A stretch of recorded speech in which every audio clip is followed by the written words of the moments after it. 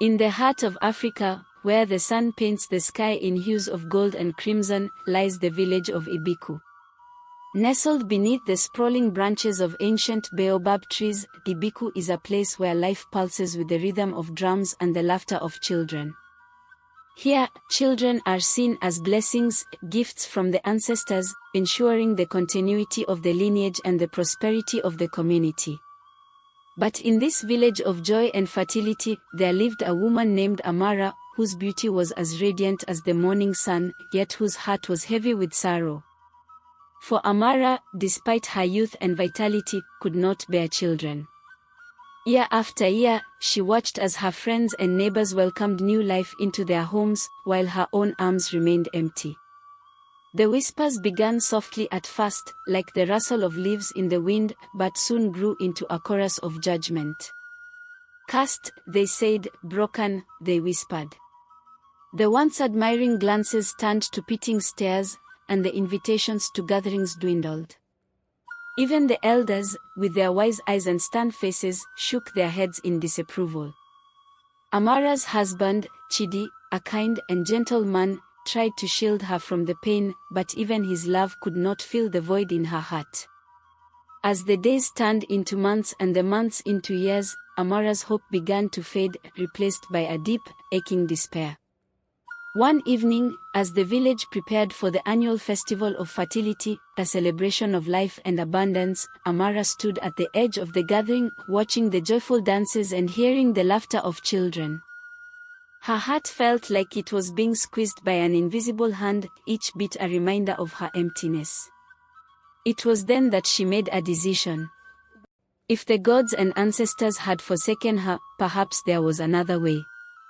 She had heard whispers of the great forest, a place shrouded in mystery and danger, where the spirit of the Baobab resided. It was said that this spirit could grant wishes, but at a cost. Many had ventured into the forest, few returned, and those who did spoke of terrifying encounters and bargains made in the dark. But Amara was desperate. She would face any danger, pay any price, to hold a child in her arms. That night, as Chidi slept beside her, Amara lay awake, her mind racing. She thought of the stories she had heard, of the spirit's power and the risks involved. But the longing in her heart overpowered her fear. She knew she had to try. The next morning, as the first light of dawn crept over the horizon, Amara rose quietly, careful not to wake Chidi. She dressed in her simplest clothes, tied a cloth around her head, and slipped out of the hut, her heart pounding with a mix of fear and determination. She made her way to the edge of the village, where the great forest loomed, its trees standing like silent sentinels, their leaves whispering secrets to the wind. Amara took a deep breath and stepped into the shadows. The great forest was unlike anything Amara had ever seen. The air was thick with the scent of damp earth and decaying leaves, and the canopy above blocked out most of the sunlight, casting the path in a perpetual twilight. Strange noises echoed through the trees, rustling, snapping, and the occasional howl that sent shivers down her spine. Amara walked cautiously, her eyes darting from side to side, alert for any sign of danger. She had heard tales of wild animals that roamed the forest, creatures that were said to be under the spirit's command. As she ventured deeper, the path grew narrower, and the undergrowth thicker. Thorns tugged at her clothes, then vines seemed to reach out to trip her. But Amara pressed on, driven by her desperation. Suddenly, the low growl froze her in her tracks. From the shadows emerged a massive leopard, its eyes glowing with a feral light. Amara's heart raced as the beast prowled closer, its muscles rippling beneath its spotted coat. Just as the leopard prepared to pounce, a brilliant flash of light erupted from the trees, blinding Amara for a moment. When her vision cleared, the leopard was gone, vanished as if it had never been there. In its place stood a figure, cloaked in shadow, who disappeared into the forest as quickly as it had appeared. Shaken but unharmed, Amara continued her journey, more determined than ever. She knew she was close.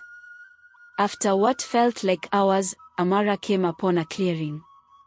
In the center stood the largest baobab tree she had ever seen, its trunk so wide that it would take 10 men to encircle it.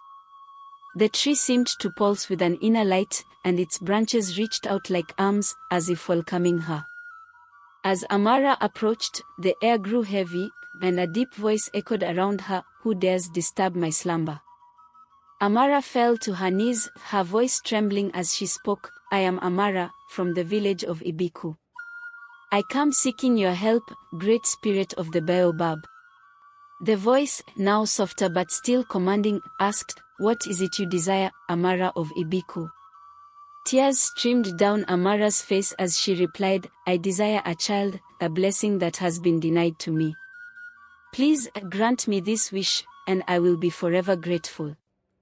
The spirit materialized before her, a being of light and shadow, its form shifting and swirling.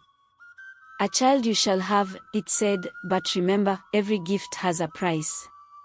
Are you willing to pay it?" Amara hesitated for only a moment before nodding, "Yes, I will pay whatever price you ask." The spirit smiled, a chilling sight, and touched her forehead with a finger of light. "So be it.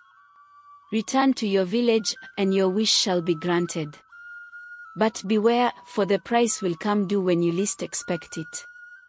With that, the spirit vanished, and Amara was left alone in the clearing, a glowing pendant now hanging around her neck, a reminder of the pact she had made. Amara made her way back through the forest, her mind reeling from what had just transpired.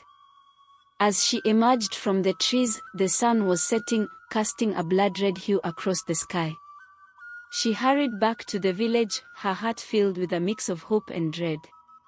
When she reached her hut, Chidi was waiting, his face etched with worry. "Where have you been?" he asked, relief flooding his features as he saw her. Amara smiled weakly, "I went for a walk. I needed to clear my head." But as she lay down that night, she felt a strange warmth in her belly, a fluttering that she had never felt before. Could it be? Was the spirit's promise already coming true? Days turned into weeks, and Amara's suspicions were confirmed. She was with child. The village, once so cruel, now buzzed with excitement and curiosity. But Amara could not shake the feeling of unease. What price would she have to pay for this blessing?